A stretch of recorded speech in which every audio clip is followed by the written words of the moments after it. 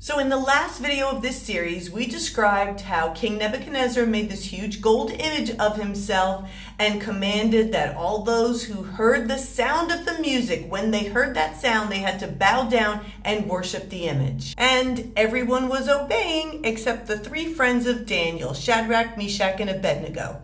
Well, the king's sorcerers saw this and went to King Nebuchadnezzar to tell on them. Well, when the king hears this, he gets angry and calls the three boys to him and says, "You don't serve my gods? You don't worship the image that I put up?" And then he says, "Who is that God that will save you from me?"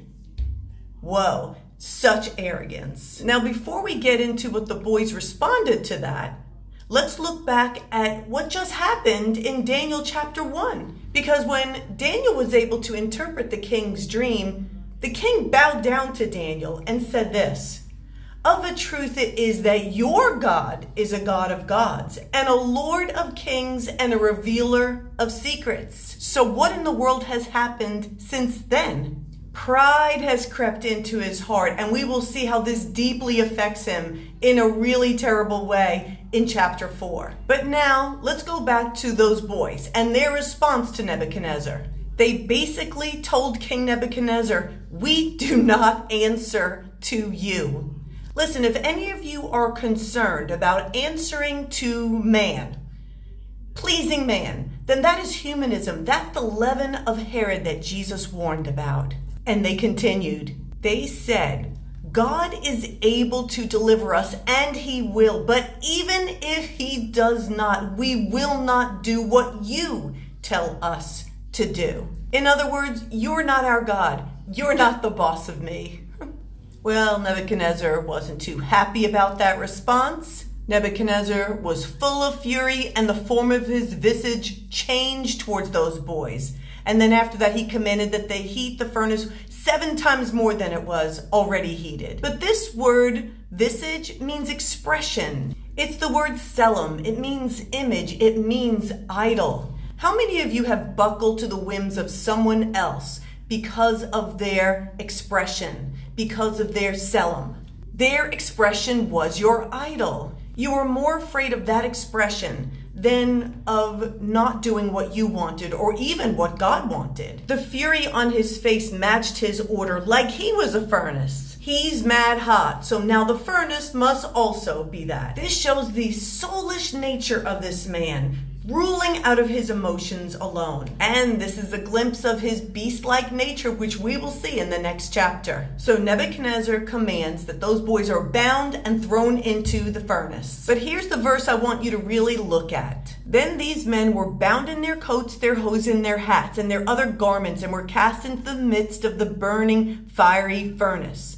These coats and hosen and all of their garments are the armor of God. And the armor of God is Jesus. Look, truth, Jesus said, "I am the truth." The breastplate of righteousness, our righteousness is in Jesus. Our feet are ready to go and share Jesus. The shield of faith is our faith in Jesus. The helmet of salvation is the mind of Christ.